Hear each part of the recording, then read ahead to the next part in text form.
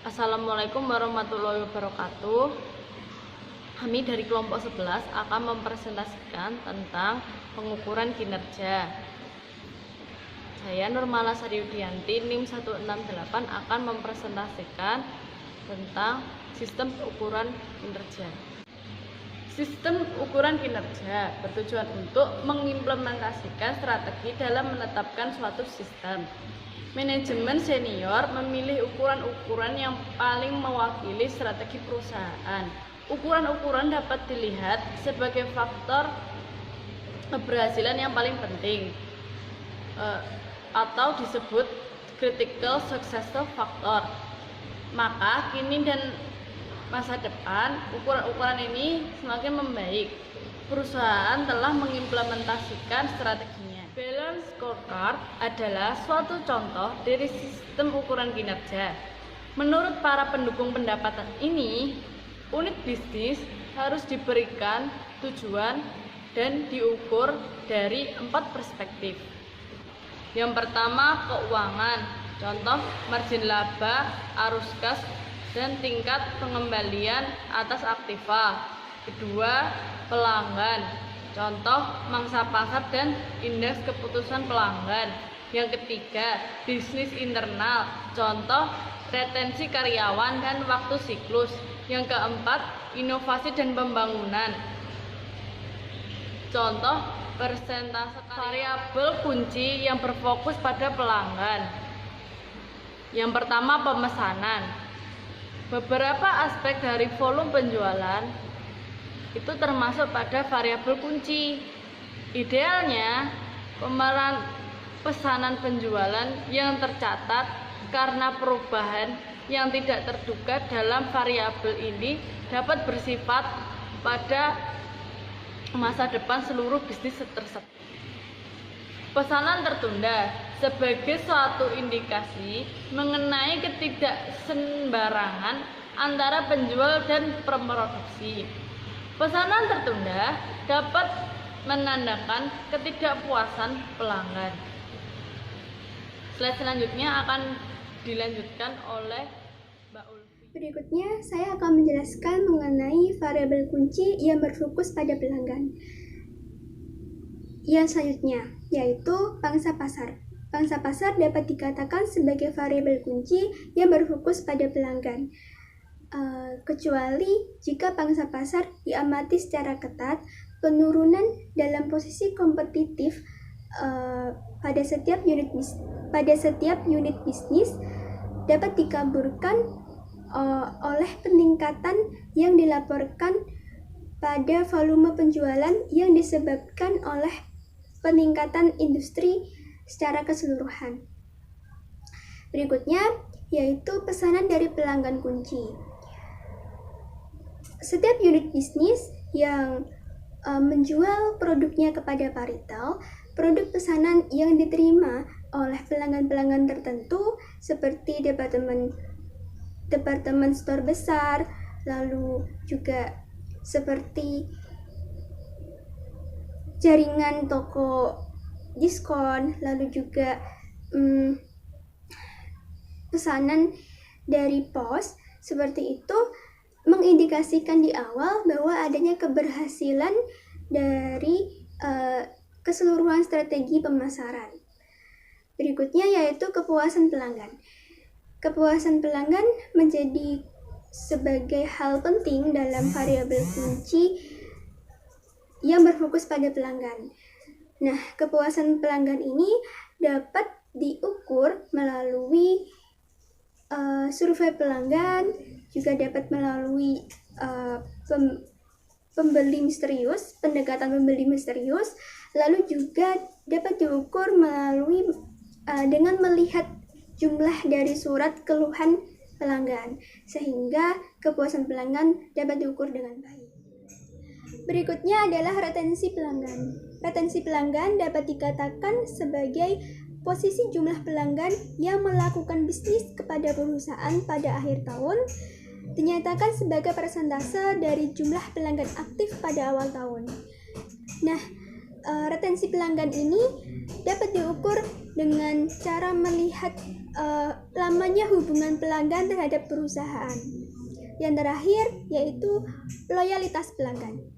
Loyalitas pelanggan dapat dikatakan sebagai kesetiaan pelanggan terhadap produk atau jasa yang diberikan oleh perusahaan kepada pelanggan. Nah, loyalitas pelanggan ini dapat diukur dengan cara melihat pembelian berulang yang dilakukan oleh pelanggan, lalu juga dengan referensi yang diberikan oleh pelanggan, dan yang terakhir dapat dilihat dengan penjualan kepada pelanggan. Penjualan kepada pelanggan sebagai persentase dari jumlah total kebutuhan pelanggan tersebut untuk produk atau jasa yang sama. Berikutnya adalah variabel kunci yang berkaitan dengan proses bisnis internal. Yang pertama yaitu utilisasi kapasitas. Utilisasi kapasitas digunakan untuk mengukur sejauh mana perusahaan memanfaatkan kapasitas produksinya.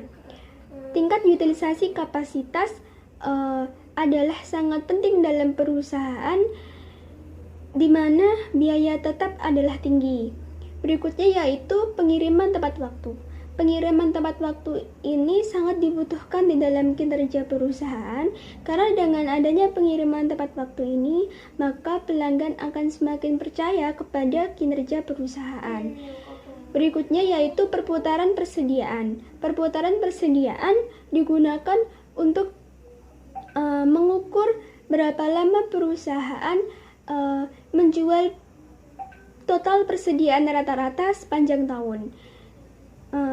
Perputaran persediaan ini menjadi indikator yang baik dalam menganalisis nilai kualitas persediaan dan pembelian yang efektif dalam manajemen persediaan. Berikutnya adalah kualitas. Kualitas ini mencakup jumlah unit cacat yang dikirimkan oleh tiap pemasok, jumlah frekuensi dari pengiriman yang gagal, dari pengiriman yang terlambat, dan jumlah komponen dalam suatu produk dan lain-lain. Nah, kualitas ini harus benar-benar diperhatikan di dalam perusahaan karena dengan kualitas ini perusahaan harus bisa meningkatkan.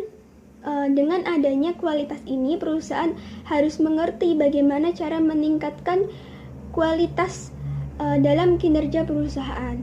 Berikutnya yaitu waktu siklus. Waktu siklus adalah sebuah persamaan untuk mengukur atau menganalisis perusahaan, menganalisis kebutuhan persediaan dalam perusahaan. Persamaannya yaitu waktu siklus sama dengan waktu pemrosesan ditambah waktu ditambah waktu penyimpanan ditambah waktu pemindahan ditambah waktu inspeksi. Berikutnya yaitu implementasi sistem pengukuran kinerja. Yang pertama yaitu mengidentifikasi strategi. Scorecard membangun kaitan antara strategi dan tindakan operasional.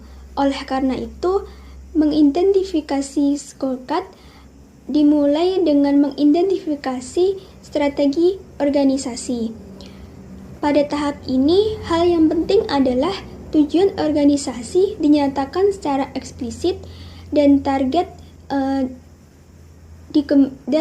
telah dikembangkan. Pada perusahaan dalam satu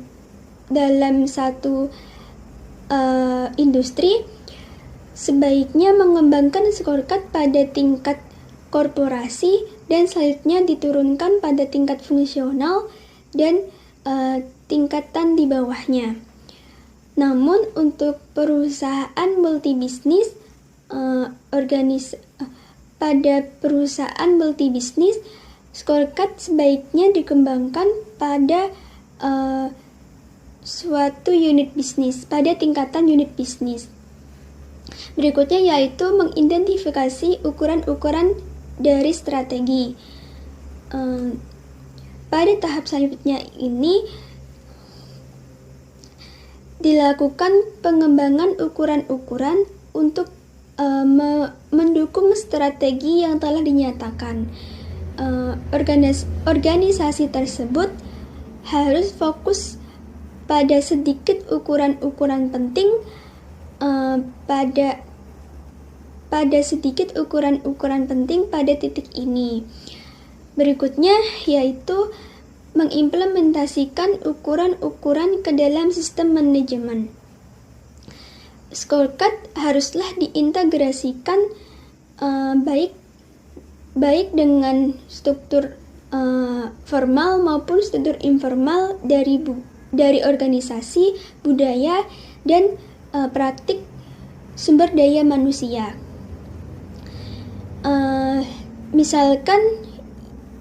Misalnya yaitu efektivitas scorecard akan dikompromosikan jika kompensasi manajer didasarkan hanya pada kinerja keuangan. Yang terakhir yaitu meninjau ukuran dan hasilnya secara berkala. Scorecard apabila scorecard akan dilaksanakan, scorecard tersebut harus dilaksanakan dengan terus-menerus oleh manajer senior. Aspek yang paling penting dalam indikator ini yaitu yang pertama, menginformasikan kepada manajemen tentang apakah strategi tersebut telah dilaksanakan dengan benar dan seberapa berhasilnya strategi tersebut bekerja. Berikutnya yaitu menunjukkan bahwa manajer serius pada ukuran-ukuran ini. Yang ketiga yaitu menjaga agar ukuran-ukuran tersebut sejajar dengan strategi yang selalu berubah. Dan yang terakhir yaitu memperbaiki pengukuran. Saya Nisa Azmi Ainun, NIM 203. Selanjutnya akan membahas tentang karakteristik dari pengendalian interaktif. Sebelum itu, apa sih pengendalian interaktif itu? Pengendalian interaktif sebenarnya merupakan bagian dari pengendalian manajemen yang membantu dalam pelaksanaan strategi. Pengendalian interaktif itu sendiri adalah sistem pengendalian manajemen hari ini yang menentukan strategi esok hari, yang bertujuan untuk memfasilitasi terciptanya organisasi pembelajaran dan juga meningkatkan manajemen terhadap ketidakpastian strategi, baik itu peluang ataupun masalah. Jadi dengan adanya pengendalian interaktif ini akan membimbing manajemen untuk menemukan atau menciptakan strategi yang benar-benar cocok dan sesuai dengan perusahaannya. Ada beberapa karakteristik dari pengendalian interaktif. Yang pertama adalah sekelompok informasi pengendalian manajemen mengenai ketidakpastian strategi yang dihadapi oleh suatu bisnis akan menjadi titik pusat. Lalu yang kedua adalah eksekutif senior menganggap bahwa informasi semacam ini serius. Lalu yang ketiga adalah manajer pada setiap tingkatan organisasi tersebut memfokuskan perhatiannya pada informasi yang dihasilkan oleh sistem itu. Karakteristik yang keempat adalah atasan, bawahan, dan rekan sekerja akan bertemu untuk menginterpretasikan dan membahas implikasi dari informasi untuk inisiatif strategi di masa depan. Dan yang kelima atau yang terakhir adalah rapat yang dilakukan dalam bentuk tempat untuk menemukan tindakan yang akan dilakukan selanjutnya. Sebelum Selanjutnya kita tahu dalam pengendalian interaktif ini meningkatkan manajemen terhadap ketidakpastian strategi. Ketidakpastian strategi tersebut berkaitan dengan pergeseran mendasar dalam lingkungan potensial yang menciptakan bisnis baru. Maka perusahaan harus memantau diskontinuitas teknologi yang antara lain yang pertama adalah pertumbuhan teknologi dan e-komersial yang memiliki potensial implikasi terhadap perusahaan. Pertumbuhan ini antara lain yang pertama adalah pertumbuhan dari orang-orang yang mulai menggunakan teknologi, dan yang kedua adalah teknologi seperti komputer yang mulai banyak dikembangkan. Harus diperhatikan oleh perusahaan juga adalah adanya dampak-dampak dari pemusatan teknologi. Dampak-dampak itu antara lain bisa berupa pemusatan suara, data, dan gambar yang akan mempengaruhi perusahaan dalam bidang teknologi, telekomunikasi, dan lain sebagainya.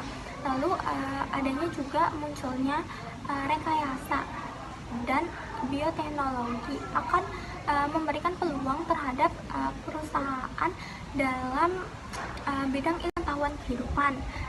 Yang ketiga yang harus diperhatikan dari ini adalah miniaturisasi yang memberikan peluang bagi para produsen alat-alat elektronik dan alat-alat rumah tangga. Dan yang terakhir yang harus diperhatikan adalah pergeseran barang fisik menjadi jasa yang akan mempengaruhi industri otomotif dan usaha barang tahan lama.